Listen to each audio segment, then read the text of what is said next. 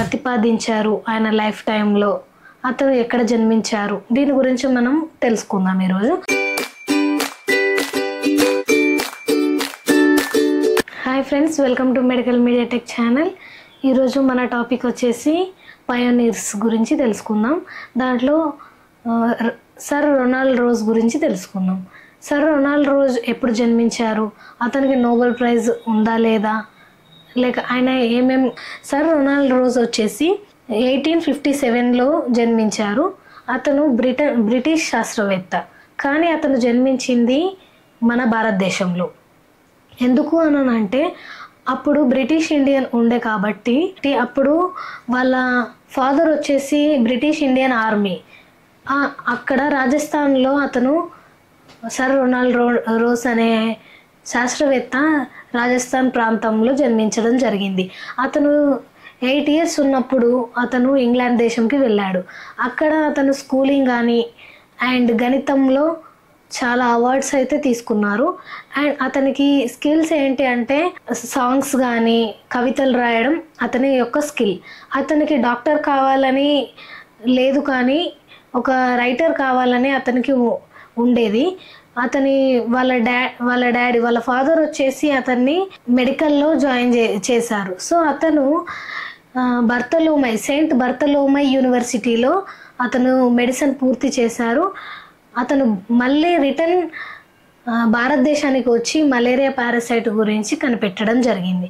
అతను 1902లో Nobel prize కూడా అందుకోవడం జరిగింది. మొత్తానికి నోబెల్ ప్రైజ్ ప్రపంచవ్యాప్తంగా అతను రెండో వాడు నోబెల్ ప్రైజ్ తీసుకోవడంలో.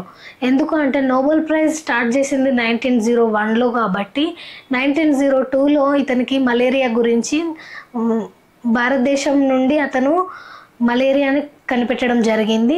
సో అంతకుముందు మలేరియా వ్యాధి ఎలా వచ్చేది అని అంటే ఏదైనా చెడు గాలుల వల్ల వచ్చేది అండ్ మూఢనమ్మకాలు అనేటివి చాలా ఉండేటివి. సో గాలి సోకడం వల్ల వచ్చింది అని చాలా ఊర్లో చివరన వెళ్ళి కొన్ని తిప్పివేయడం కానీ పెట్టడం అలాంటివి చేసేవాళ్ళు మలేరియా వస్తే.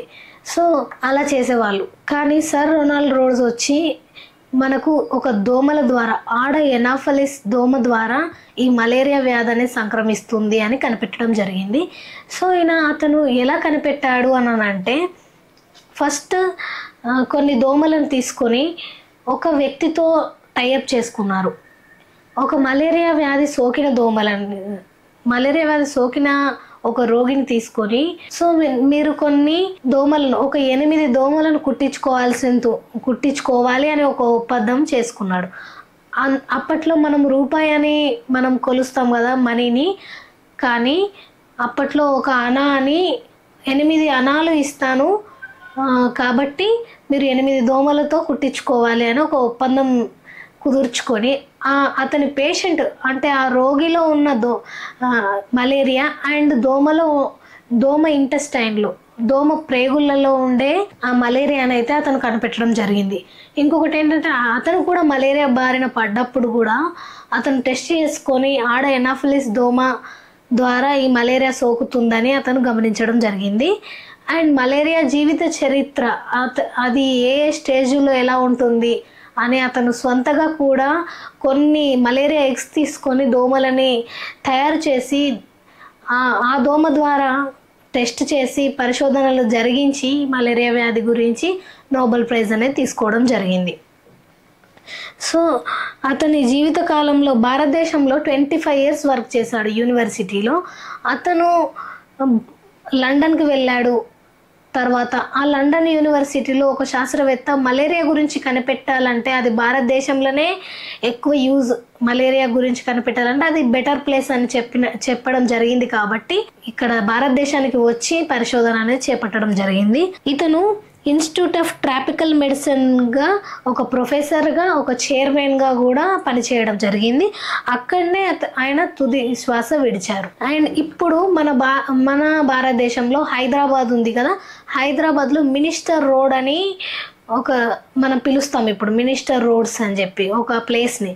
అది అప్పట్లో బ్రిటిష్ కాలంలో సర్ రొనాల్డ్ రోజ్ అని ఆ ప్లేస్ని పిలిచేవారు. అండ్ నోబెల్ ప్రైజ్ వచ్చింది అండ్ మెడల్స్ కూడా అతనికి వచ్చింది. మెసన్స్ మెడల్ అండ్ ఇంకా కొన్ని మొదలైన మెడల్స్ అనేటివి రావడం జరిగింది ఇతనికి. అండ్ ఇతను బ్రిటిష్ సైంటిస్ట్. ఇతను లాస్ట్ చనిపోయింది కూడా అక్కడే చనిపోవడం అయితే జరిగింది. మన భారతదేశంలో అయితే ఇతను చాలా వరకు శ్రమించి చాలా కనిపెట్టడం అయితే జరిగింది. ఇంకా కలరా గురించి కూడా అతను ఇన్వెస్టిగేషన్స్ చేయడం అయితే జరిగింది. కానీ ఇతనికి కోపం అనేది ఎక్కువ అండ్ యాంగ్రీగా ఉండేవాడు. వేరే శాస్త్రవేత్తలతో కూడా తరచు గొడవ పడేవాడు.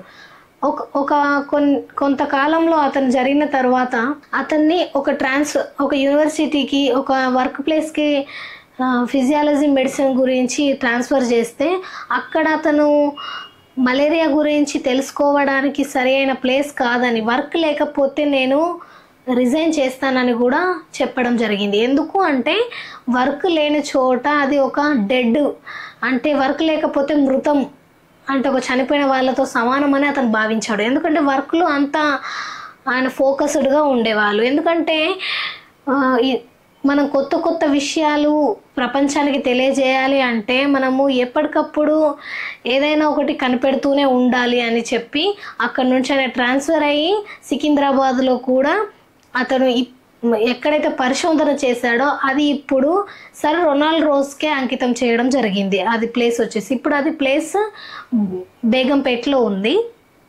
సో ఆయన జీవితకాలం అంతా గడిపి లాస్ట్కి వచ్చేసి అతను ఏ యూనివర్సిటీలో, అతను సొంత మెడికల్ కాలేజ్ యూనివర్సిటీలోనే అతను మరణించడం అయితే జరిగింది.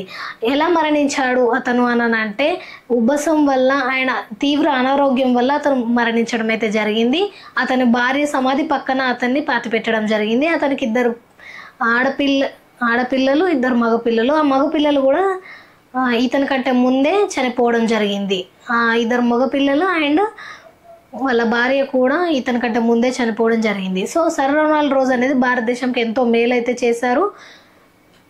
ఈయన గురించి మనం 4 విషయాలు తెలుసుకోవాలి అంటే అసలు మలేరియా వ్యాధికి ఏంటి, అప్పట్లో అసలు ఈ వ్యాధి వల్ల కొన్ని కోట్ల మంది, కొన్ని లక్షల మంది చనిపోయారు. సో ఈయన వచ్చేసి మనకు మలేరియా వ్యాధి కనిపెట్టాడు. దోమల వల్లనే వస్తుంది, అది కూడా ఒక టైప్ ఆఫ్ దోమ వల్ల, ఆడ ఎనాఫిలిస్ దోమ వల్ల వస్తుందని ఇతను కనిపెట్టాడు. ఇతనికి నోబెల్ ప్రైజ్ అనేది వచ్చింది. ఇతను ఏ సంవత్సరం జన్మించారు అండ్ ఏ సంవత్సరము చనిపోయారు అనేది చాలా ఇంపార్టెంట్ అండి. సో ఇది సర్ రొనాల్డ్ రోజ్ గురించి, ఈ శాస్త్రవేత్త గురించి మనం ఇప్పుడు ఈ శాస్త్రవేత్త గురించి అయితే ఇంతవరకు ఇది మ్యాటర్ ఉంది. అండ్ నెక్స్ట్ వచ్చేసి మనం సర్ అలెగ్జాండర్ గురించి అయితే తెలుసుకుందాం. Thank you for watching.